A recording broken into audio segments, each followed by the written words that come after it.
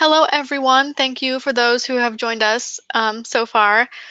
We will wait just a few moments to let other people hop on and join us before we get started with the webinar. Once again, thank you for joining IHEC for today's presentation, and we're really excited to get started.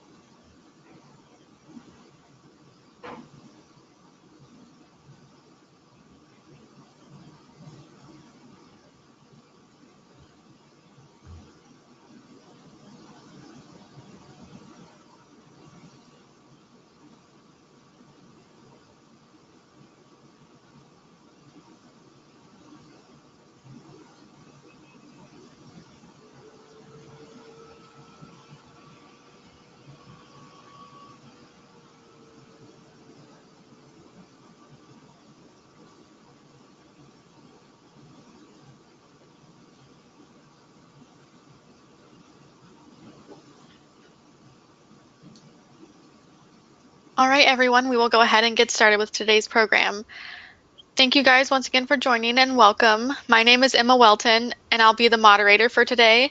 I am the Assistant Director for the Illinois Higher Education Center for Alcohol, Other Drug, and Violence Prevention, and I'm very excited to host today's event. Before I introduce our speakers and hand over the microphone, I have a few little housekeeping things to cover before we get started regarding today's webinar and the GoToWebinar platform itself.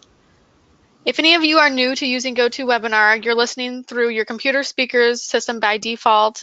You will see a control panel to the right of your screen, and this is where you can find some handy things like the question box that you guys can use at the end of the program to type in some of your questions. All attendees are muted for today's program, but we still encourage you to participate. Please keep all of your questions for the presenters in mind throughout the presentation and type and submit those questions once the presenters have completed their presentation. We will have plenty of time at the end of the presentation for questions, and we would love to get to those at the end of today's event. So thank you for joining IHEC for today's webinar, and without any further ado, I would like to introduce today's webinar speakers. We have Stacy Andes, Gina Abrams, and Dylan Wilcox with us today. Thank you guys for joining us.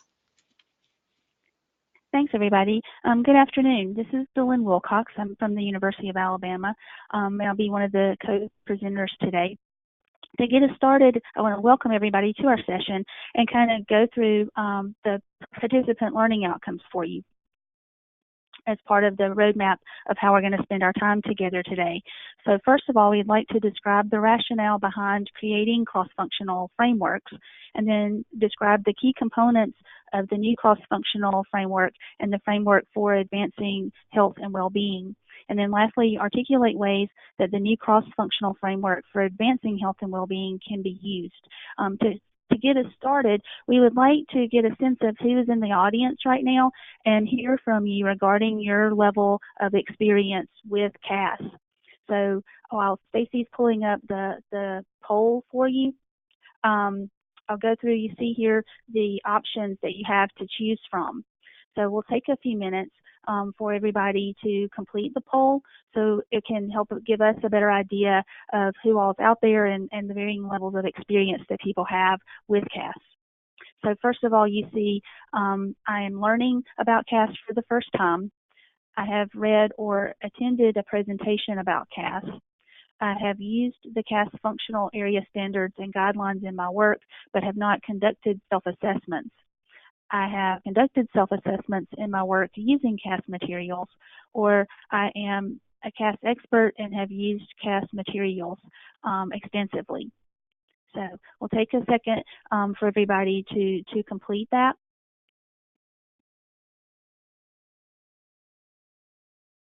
And I know there's a little bit of a delay with the technology.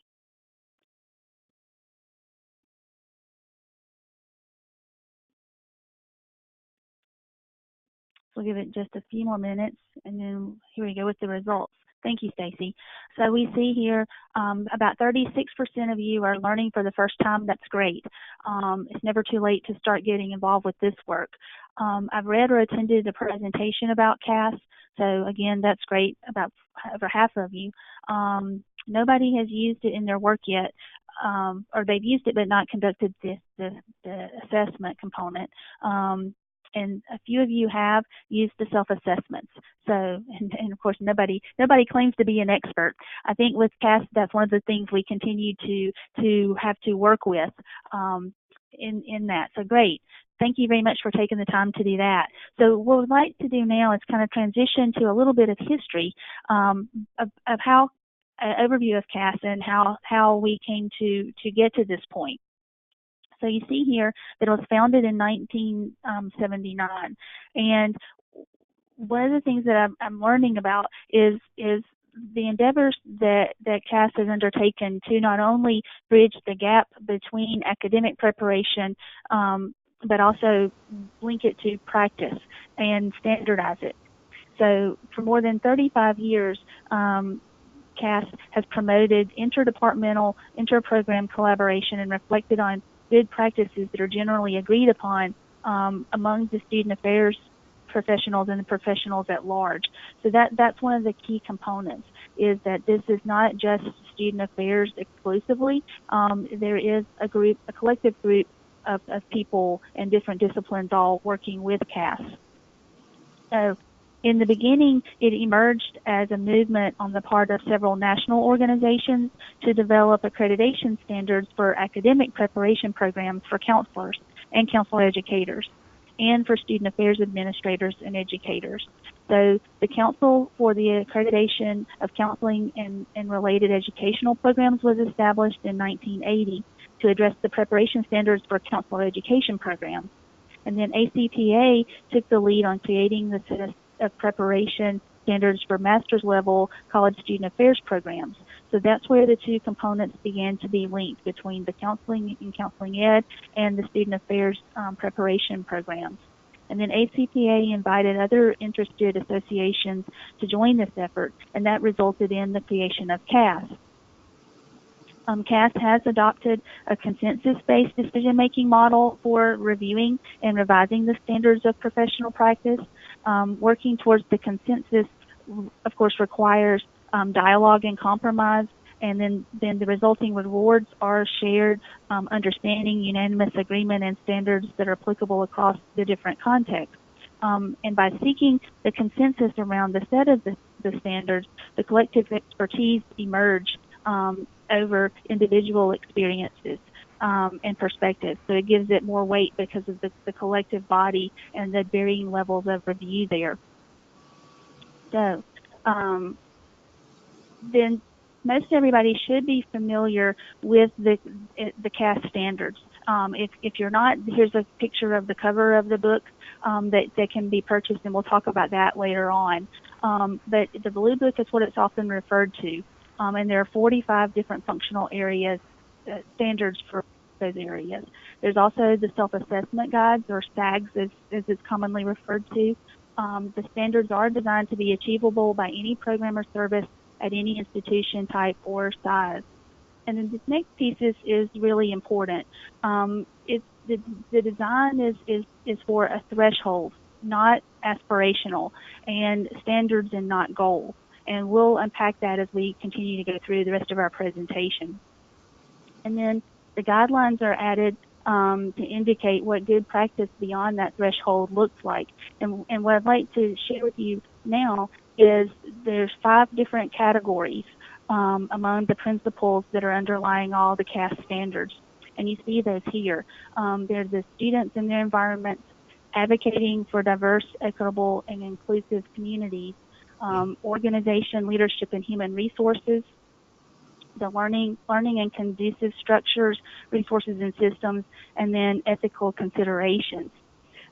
These principles all underlie the work of CAS and the standards that the group set.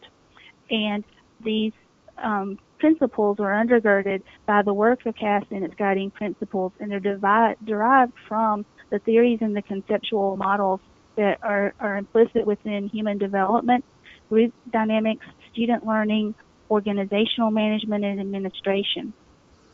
And all of these areas serve to form the principles, but also inform the work of higher educational professionals who work with students. And now I'll hand it off to Stacy to continue with the rest of our presentation. So hello everyone, my name is Stacy Andes. I'm the Director of Health Promotion at Villanova University outside of Philadelphia, and I also serve as the CAS representative for the American College Health Association. So I have been closely involved with revision of a number of functional area standards, but like Delynn and Gina, who are my co-presenters today, I'm also one of the authors of the new cross-functional framework that we're talking about today. So I want to kind of pick up with some of the general primer on CAS and start to distinguish for you what the difference is between those of you who have some familiarity with CAS with the sort of traditional functional area standards, and start to move our conversation into the new cross-functional framework to give you a sense of where those fit into the CAS traditional structure. So first and foremost, each functional area is actually a hybrid of general standards, which CAS as an organization has agreed apply across all units, and more specialized standards or functional area standards that address unique elements for programs and services. When CAS develops standards, there are a number of goals to keep in mind. They want to develop a standard when an area of practice has reached a level of coherence and consistency. They want to codify existing good practice, not necessarily to create the leading or the cutting edge in a field. They want it to be achievable by any program or service at any institution type. And they want to revise them regularly to respond to changing conditions and laws that may impact practice. So with that in mind, I want to distinguish between what I mean when I say general standards and what I mean when I say specialty standards. So if you look on the left-hand side of the slide on your screen, you'll see that the general standards represent consistent language that is the same across all functional area standards. So for example, my field of practice is health promotion. So the health promotion services functional area standards and the career services functional area standards, for example, will use the exact same language that you see in blue on the left-hand side in their standards. If you look to the left, the specialty or the functional area standards address issues that are specific to that functional area. So for example, as you see on the right-hand side in blue, career services functional area language will read much more specifically to reflect particular areas, trends, issues, impact in that field of study. One of the things that can get confusing about CAS language is that we also talk about standards and guidelines. So this slide helps to clarify some of those things. So you can see that standards are the bolded language in each set of functional area standards. So for the nearly 60% of you who have indicated some use or familiarity with CAS, you'll have some reference point that you could use for this explanation. So if you're looking at a set of standards, you'll see bolded language throughout.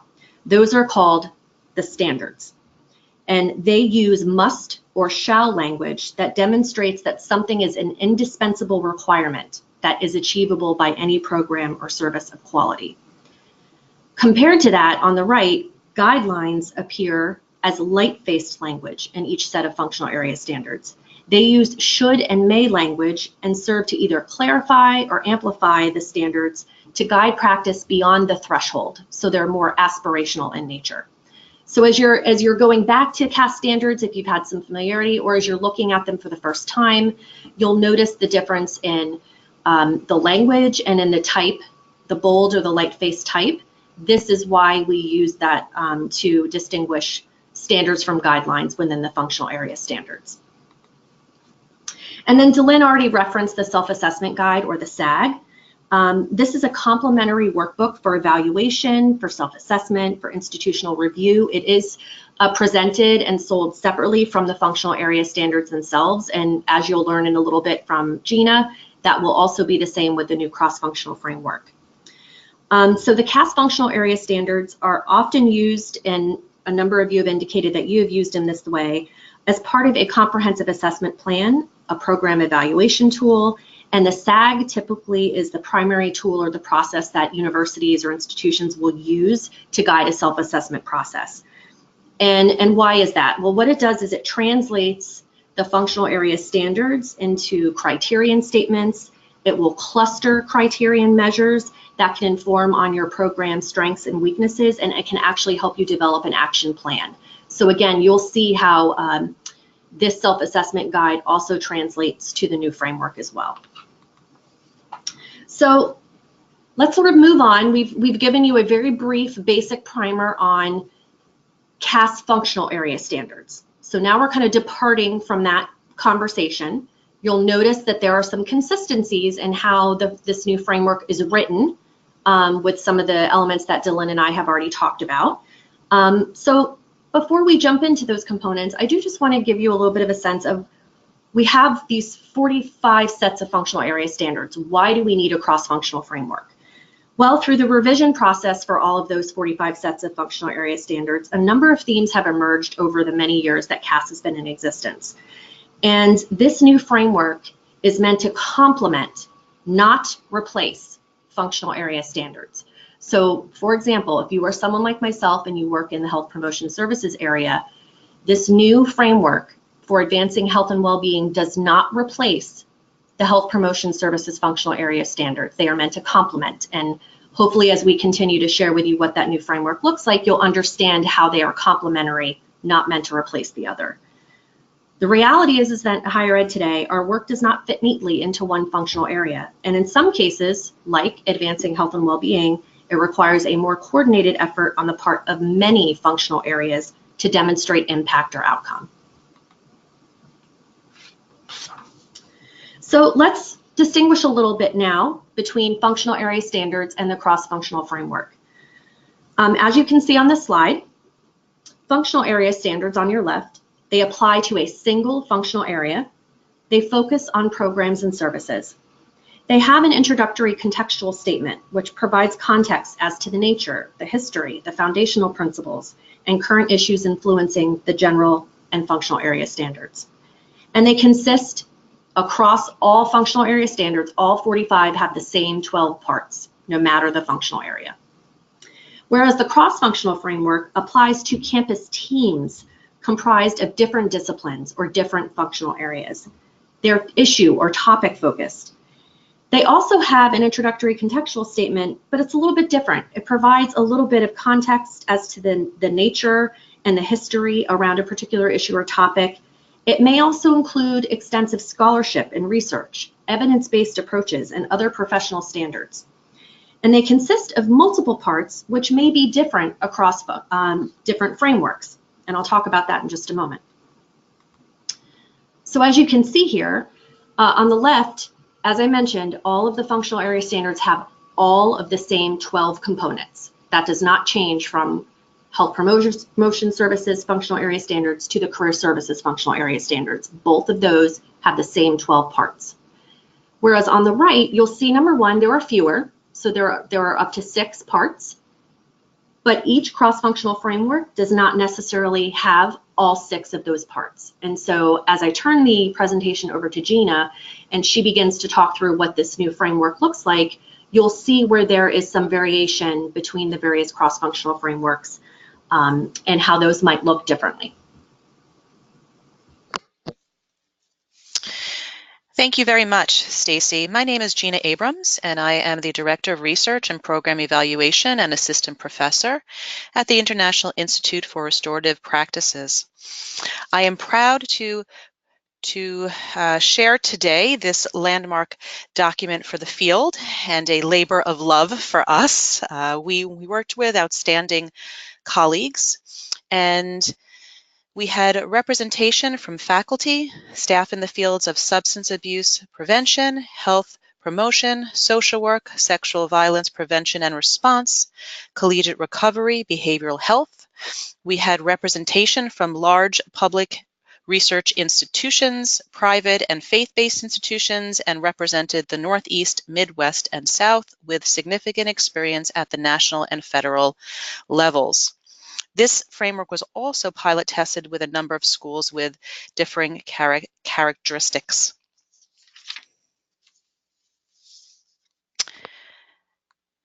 If we can see the next slide, please.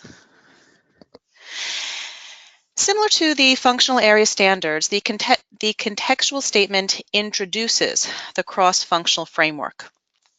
The contextual statement makes explicit that the cross-functional framework is aimed at creating an environment that fosters health and well-being so that students can flourish. The framework is not prescriptive. Rather, it outlines processes to build capacity within the institution for sustainable action. It emphasizes the need to identify the facilitating and inhibiting factors specific to the institution that influence health and well-being at all levels of the socio-ecological model. And it emphasizes the need to shift from a deficit-based approach to an asset-based approach.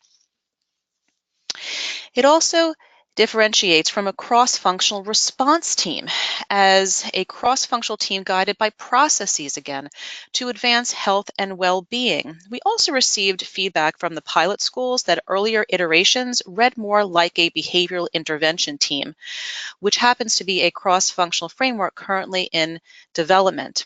But this current document is intentionally written to advance health and well-being from a broad socio-ecological perspective, which includes highlighting the strengths as well as reducing risk factors in a community. It also acknowledges that changing the campus culture requires the collaboration of multiple stakeholders, and so it is not for any one functional area to do alone. It recommends strategically assembling functional areas and facilitating institutional efforts based on universal, selective, and indicated levels of prevention. And it recognizes the importance of being intentional about community readiness to engage in this work. Before I describe the 5 parts of the cross-functional framework, I want to revisit the relationship between the cross-functional framework and the functional area standards. As Stacy mentioned, the cross-functional framework does not replace the functional area standards. Rather, they describe how many functional areas can work together toward a common goal. And the cross-functional framework will not be part of the Blue Book. Part 1 focuses on the cross-functional team's charge and operating principles. This section emphasizes the mission, authority and accountability, and operating principles as outlined in a comprehensive strategic plan for building healthy campus communities. The cross-functional framework must be guided by a clearly articulated charge and mission, led by a clearly appointed leader, accountable to an identifiable person or department, engaging those of sufficient authority to make decisions and about recommendations, guided by a comprehensive strategic plan for building healthy campus communities, and actively engaging a broad range of campus and community members to work together toward a common agenda. I would like to share with you an excerpt from Part 1 so that you can see that the structure of the statements is similar to the functional area standards, where must statements appear in bold and should or may even statements are not bolded. What you see here is Part 1 and then Part 1.1, but of course this is just an excerpt, and so Part 1 has, Part 1 1, Part 1, 2, and so on. So this is much more robust than what you are seeing on the screen now. But I just wanted to share with you an example of a must statement for Part 1. Let's look at the first one. The cross-functional teams must include a clearly articulated mission, scope, and authority, outlining the purpose and charge. And then you see, if you jump down to the first should statement, which is not in bold, that cross-functional teams should be guided by a charge from the president or minimally a senior administrator with significant authority at the institution. You can see that we are not being prescriptive. Rather, this is a set of components and qualities that can be defined by your institution and its unique characteristics.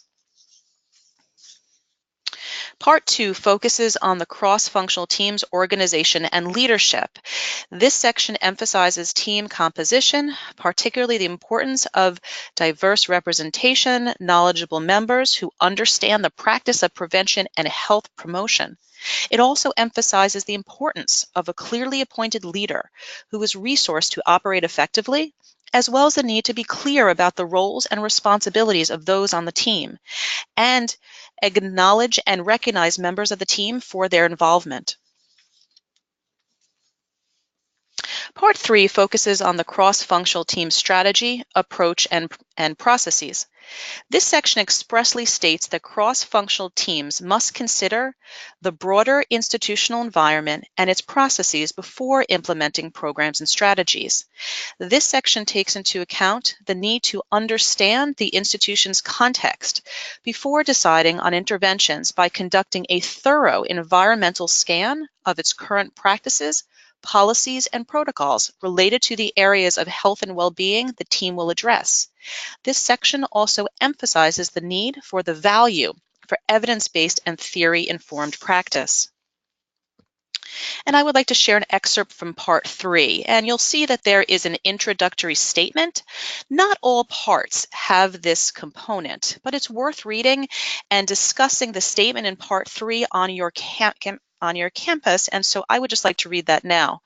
When advancing health and well-being within the institutional community, it is not uncommon for cross-functional teams and functional areas to immediately focus on tactics and canvass the internet, research literature, and various listservs in search of programs that other campuses are currently implementing to advance health and well-being. However, by foregoing strategic planning and moving too quickly to apply a tactical approach, teams often overlook the importance of the cross-functional process. Part 4 focuses on the cross-functional team's internal and external communications, particularly with communication as a strategy for advancing health and well-being.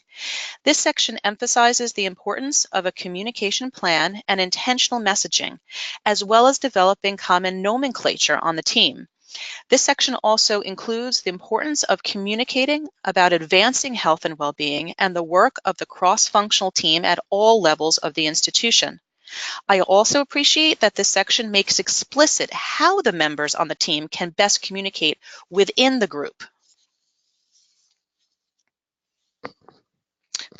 For example, in Part 4, 4.1 states that the cross-functional framework must develop communication plans, and then it further clarifies that the plan should include intention to communicate up, within, and out. Part 5 focuses on assessment, and this section outlines the need for the intentional and varied use of surveillance, quantitative, qualitative, and quality improvement data to inform the ongoing work of the cross-functional team. And I will share an excerpt in a minute, but I want to show you that Part 5 is extensive and rich. It spans 3 pages. It includes statements for data collection, using data and communicating results, as well as assessing the effectiveness of the team itself, which we often overlook.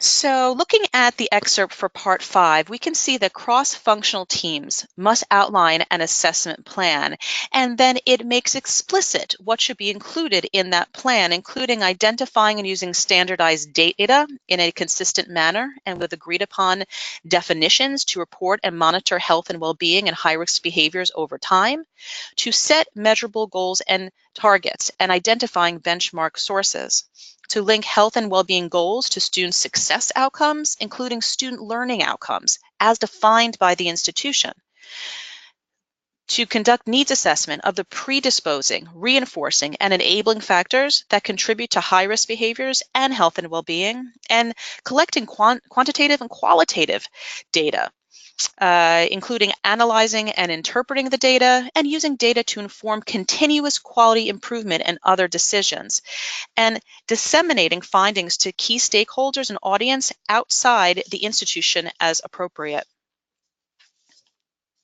The self-assessment guide is designed to translate the cross-functional framework into tools for conducting self-study of cross-functional initiatives. And there are 5 steps. The first is to compile documentary evidence. Second is to use the rating scale provided in each part's subsection to evaluate the extent to which current practice meets the standards, guidelines, and enhanced practices. Then 3 is to write the basis for rating statement, which explains and supports the ratings. So it further explicates why those ratings are as they are. 4, to complete the summary questions to consider the functioning and effectiveness of the team itself. 5, to finally complete, and 5 is new to the cross-functional framework, to complete the self-study summary of good practices, strengths, and areas for improvement, and opportunities for enhanced practice. I'm going to pass it over to Delyn. Okay, so by now y'all probably thinking, okay, wow, this is a lot of information to digest. And those of you who are more familiar with CAS, it may not be as overwhelming. If you're not very well versed in CAS, that you may be thinking, holy cow. So please, you're okay, no matter where you are. There's a lot to digest here, but it is worth taking the time to embrace it. I want to reflect right quick on a couple of things that Stacy and Gina mentioned, that the work that we do in health promotion and wellness and looking at how we're going to advance health and well-being on our college campuses doesn't fit neatly into one area. The nature of the work today is integration, and so that's what I want people to hold on to. And this framework is kind of a roadmap to beginning to look at how to begin to make that integration happen. And another point is that's really important about where the work is going in general is the shift from a deficit approach to an asset-based approach, and people can grab a hold of that, but this particular framework really begins to give you steps of how to go about making that shift happen, and beginning to mobilize to do that work.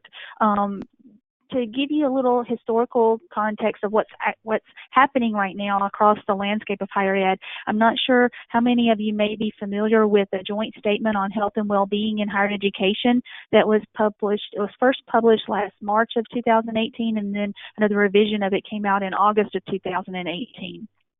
And we'll make sure we get Emma the link to that document so she can push that out to people when she follows up with you. That is a document that's out there talking about the movements that are happening to among 8 different national organizations have signed on to supporting this document, and it ranges from the American College Health Association, ACPA, CHUO, which is the Association of Colleges and University Housing Officers, NERSA, which is the recreation area, leaders in the collegiate recreation community, ACUI, which is Advancing Campus Community, NACA, the National Association for Campus Activities, NASPA, the Student Affairs Professional Organization in Higher Ed, And then NOTA, which is the Association for Orientation, Transition, and Retention in Higher Education. So you see how the broad interest across all areas of campus that are connecting to the work of health and well-being on our campuses today. And so the landscape for higher ed is more dynamic than it ever has been.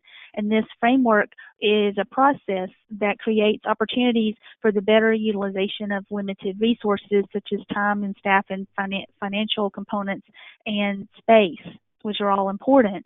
And the framework also takes a deeper dive into how the work is actually done at the institutional levels, and carves space for each individual campus to specialize it to the culture and the nature of things on your campus. It's not prescriptive in nature, trying to force a triangle through a circle, so to speak.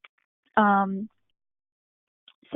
some next steps people may be able to take in regards to how to apply it might be to convene a team of cross-functional members on your campus to review standards and see where you are and where you're not.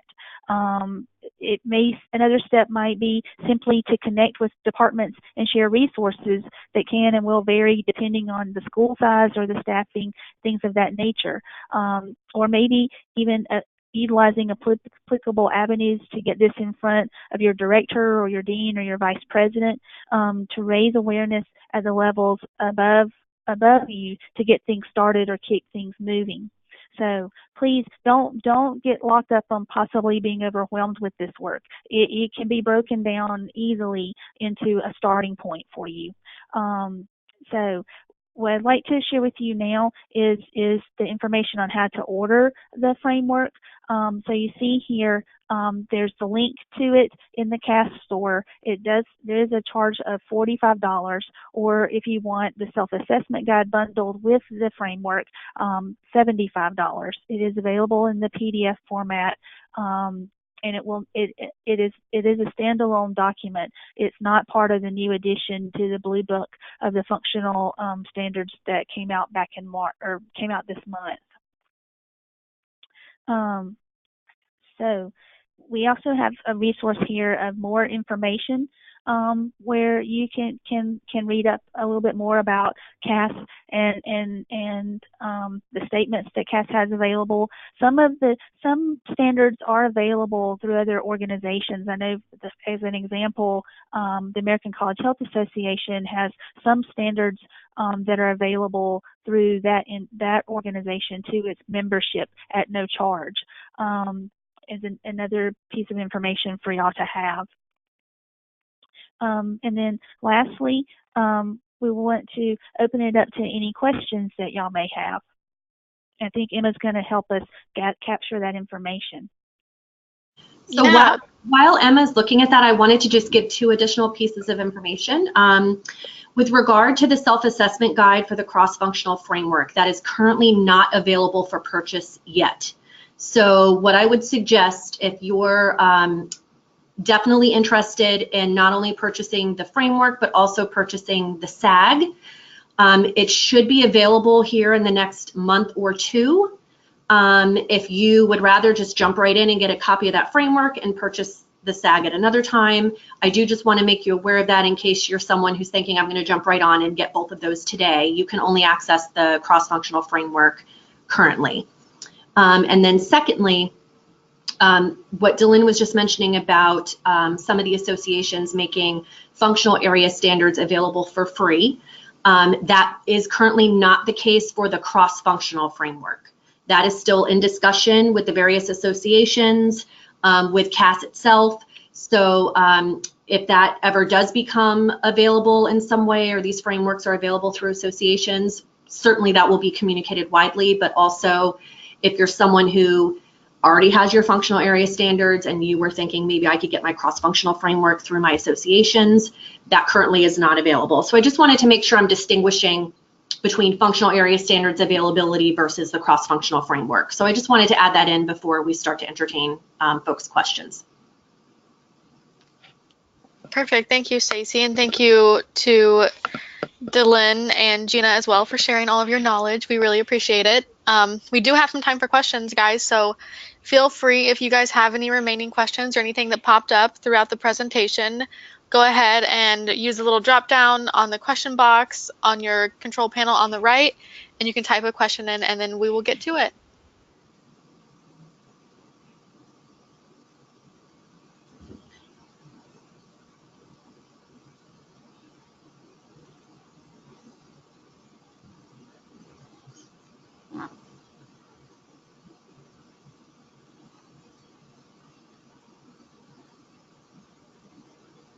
All right, we do have a question regarding a name of one of the documents that was discussed. So the question is, what was the name of the document that was released in March 2018 and updated in August? Sorry, I dropped my papers. Yes, that is it is the Joint Statement on Health and Wellbeing in Higher Education. So if you're sitting in front of your computer and you want to Google that, again, it's the Joint Statement on Health and Wellbeing in Higher Education. You'll probably find it posted on the NIRSA site, NIRSA. Awesome. And then there's the document in August actually is Health and Wellbeing in Higher Education, a commitment to student success.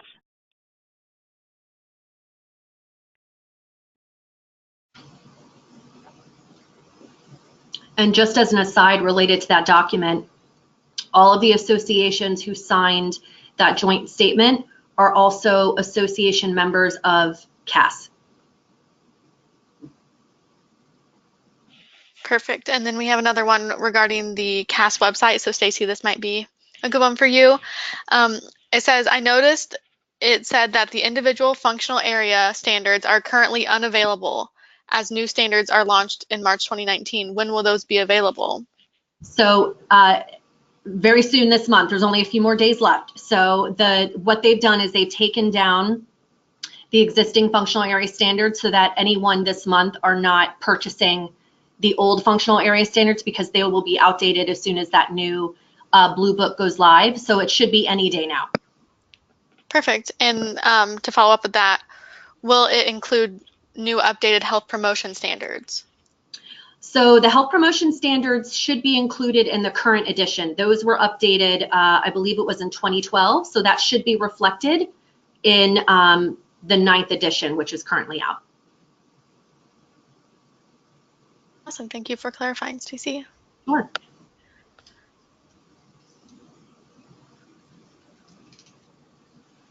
Anybody else has any questions that have came up? Go ahead and type them in.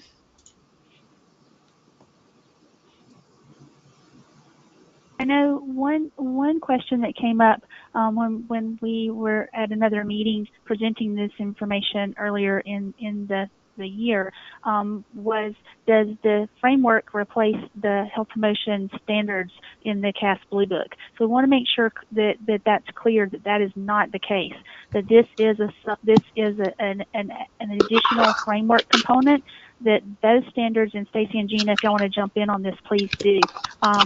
The health promotion standards that someone just asked a question about, that is departmental specific. So that still stands and is applicable. This framework is for a supplemental component to fold in a collaboration. And what I would add to on that is the last revision of the health promotion services functional area standards. One of the concerns that were raised by the group that revised that was that by having a set of functional area standards for health promotion services, in some ways it was communicating to other functional areas at an institution that the job of, say, advancing health and well-being was the sole job of health promotion services.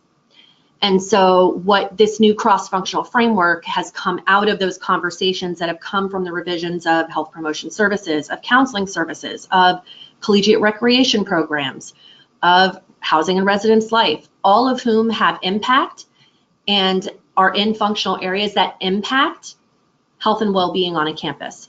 So again, as I had mentioned earlier on, that revision process to the functional area standards started to identify this trend where the functional area standards are helpful for a department or a functional area to evaluate their quality of their programs and services. It did not effectively communicate that the work of, for example, advancing health and well-being goes well beyond one functional area. That is not that one area, and on some campuses that one area is one person. It is not that one person or that one area's sole responsibility, that it is a community-wide responsibility, which is why it is a separate but complementary framework. And if I can add as well, that what is truly beautiful about the current cross-functional framework is that, and many of the people on this call do have current healthy campus type coalitions or teams or boards.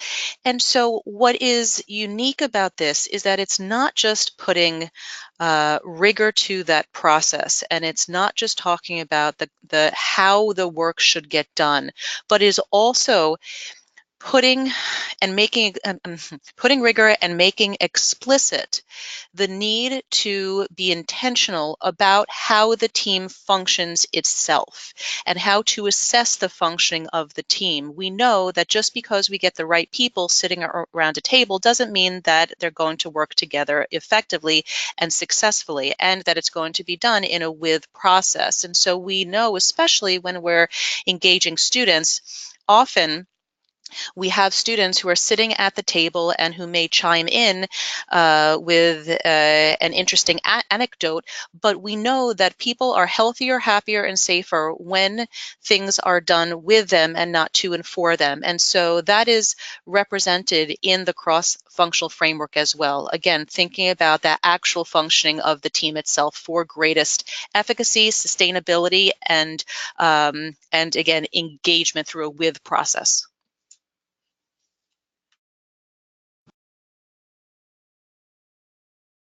Perfect. Thank you guys for that extra information. We haven't had any new questions just yet, so we'll wait a few more minutes and see if anybody has anything that comes to mind.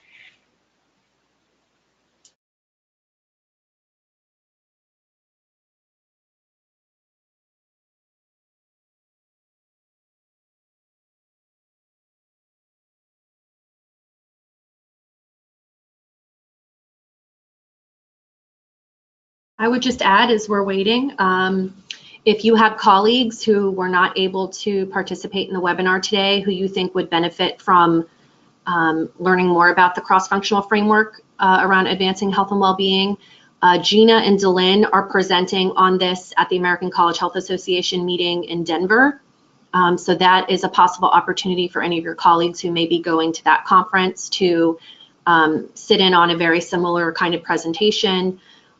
So just as an FYI, if you have colleagues, in your department or outside your department who might be attending that meeting, who might benefit from hearing this, that's another opportunity.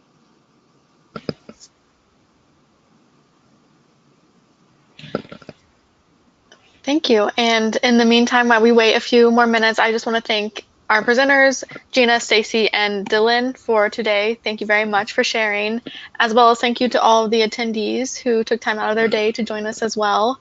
We really appreciate it. If you could please keep an eye out about an hour or so after the webinar, and you'll get an email from GoToWebinar with a link for an evaluation form. We'd love for you to fill it out if possible. It really helps us with planning future events and things of that sort.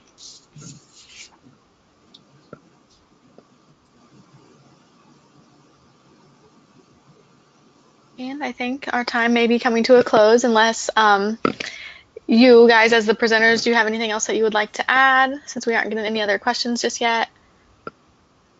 I would just offer, please reach out to any of the three of us. You'll see in the slide deck there are two other authors that are not presenting with us today, but again, any one of us would be more than happy to talk with you about the framework, how you're thinking about using it.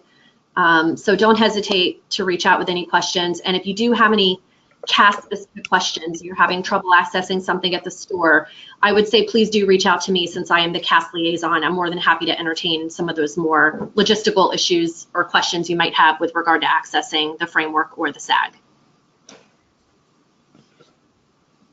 Thank you guys for offering the extra help and for all of the attendees as well. If you guys do end up needing something, we can help be kind of the liaison between the presenters and help you find the information as well if need be.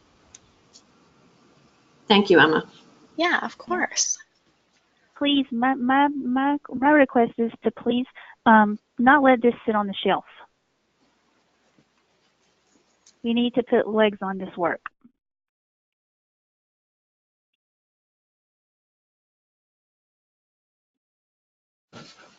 Awesome. Well, I thank you guys all once again to our presenters and our attendees, and I think that we will go ahead and wrap it up for today. So thank you guys for joining IHEC for today's webinar. We really appreciate it. And for those attendees, you'll get that email with the eval form in it. We'd really appreciate it if you could take some time to fill it out. Awesome. And thank you to the presenters very much. Thanks for sharing. Thank you. Thank All you. right, everyone, have a good day. Goodbye.